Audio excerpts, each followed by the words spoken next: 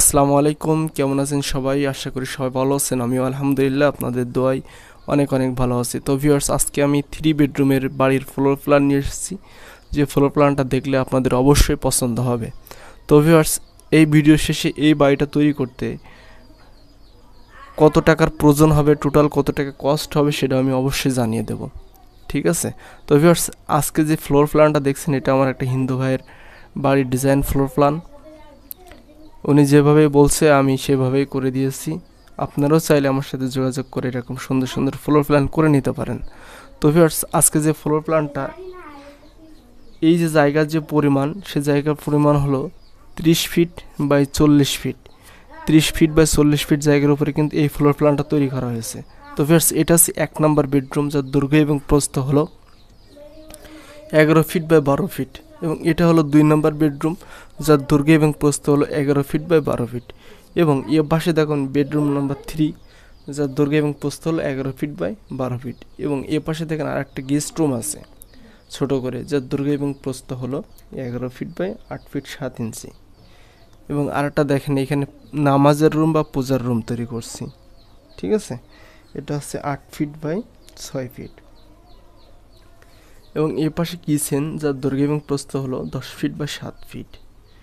এবং এই মাস্টার বেডরুমের সঙ্গে এখানে একটি অ্যাটাচ বাথরুম তৈরি করা হয়েছে, বা টয়লেট যেটাই মনে করেন আপনারা, 7 feet 1 inch by 4 feet 1 inch. এবং এই পাশে আছে কমন টয়লেট বা bathroom, 7 feet 1 inch by 4 feet 4 inch. এটা হচ্ছে লবি। ঠিক আছে? যার দৈর্ঘ্য এবং প্রস্থ হলো 6 ফিট 4 ইঞ্চি বাই 8 ফিট 7 ইঞ্চি। এ পাশে ডাইনিং রুম বা ড্রয়িং রুম কিচেনের পরেই, যার দৈর্ঘ্য এবং প্রস্থ হলো 10 ফিট 3 ইঞ্চি বাই 19 ফিট 6 ইঞ্চি। এবং এ পাশে দেখেন আপনার বাড়ির ভিতরে গ্যারেজের মতো, যেটাই আপনারা মনে করতে পারেন আর কি। এখানে আপনার সাইকেল টাইকেল মোটরসাইকেল গাড়ি ঠাড়ি রাখতে পারবেন, 10 ফিট বাই 11 ফিট। এবং এখানে যেটা দেখছেন, এটা হচ্ছে সিঁড়ি আপনার এটা উপরে ওঠার জন্য। আমি কিন্তু সব কিছু ভিতরেই তৈরি করেছি আর কি, বাথরুম দিয়ে, কিচেন দিয়ে, সিঁড়ির রুম দিয়ে, সব কিছু কিন্তু ভিতর দিয়ে তৈরি করছি। এটা হচ্ছে আপনার 6 feet 3 feet 3 feet 3 feet 5 feet. ঠিক আছে? এখান দিয়ে উঠে আপনারা এখান দিয়ে ছাদে উঠবেন। তো ভিউয়ার্স, এখন আমরা দেখব এই বাড়িটার দরজাগুলি। ঠিক আছে? তো ভিউয়ার্স দেখেন, এটা হচ্ছে 1 নম্বর বেডরুম, যার দরজা হবে এখান থেকে।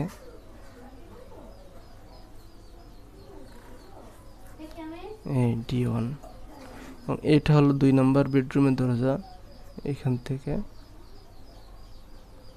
D2। ঠিক আছে? এটা হচ্ছে 3 নম্বর বেডরুমের দরজা, D3। এটা হলো গেস্ট রুমের দরজা, D4। ঠিক আছে? এটা হচ্ছে কিচেনের দরজা, D5। এবং এইখানে দেখেন মাস্টার বেডরুমের সাথে যে টয়লেট, D1। এই পাশে যে কমন টয়লেট হচ্ছে D2। আর পূজার রুম, এখানে আপনারা চাইলে গ্লাস দিতে পারেন অথবা পর্দা দিতে পারেন, যেটা আপনাদের ভালো মনে হয় আপনারা সেটা করতে পারেন। ঠিক আছে? পর্দা দিলেও দিতে পারেন, গ্লাস দিলেও দিতে পারেন। আর এটা হচ্ছে মেন এন্ট্রি, এখানে আপনারা কেসি গেট লাগাইতে পারেন। আর এইখানে একটা কাঠের দরজা, বড় করে একটা কাঠের দরজা লাগাইতে পারেন। ঠিক আছে?